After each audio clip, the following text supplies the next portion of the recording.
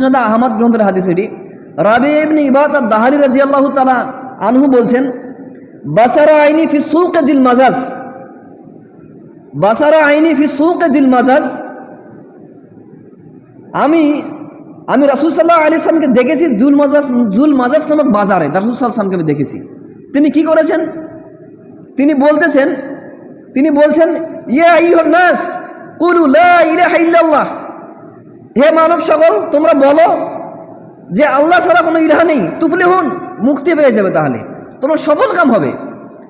রাবি ইবনে ইবাদ আদ-দাহারি রাদিয়াল্লাহু তাআলা আনহু বলছেন যে রাসূল সাল্লাল্লাহু আলাইহি ওয়াসাল্লামকে আমি দেখেছি। কোথায়? বাজারে। কি করছেন তিনি? লোকজনকে বলছেন, হে মানব সকল তোমরা আল্লাহর প্রতি ঈমান আনয়ন করো, আল্লাহর প্রতি বিশ্বাস স্থাপন করো, মুক্তি পেয়ে যাবে। কোথায় বলছে? বাজারে বলছে।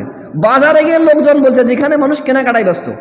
তো আপনি একজন ছাত্রকে প্রাইভেট পড়ান, যদিও আপনি মেয়ে হন বা ছেলে হন, আপনার ওই ছাত্রকে বলেন যে পেনটা টাকনির উপর পড়তে, বা যদি কোনো মেয়ে মানুষ হয় এমনিতে হারাম যে লেল পালিশগুলো রয়েছে বন্ধ করতে, যে কোনো মেয়ে আরও ব্যাপারটা থাকে বলেন, বা ছেলে আপনার ছাত্র রয়েছে, আপনি ছাত্র পড়ান, বলেন যে টাকনির উপরে প্যান্ট পরতে।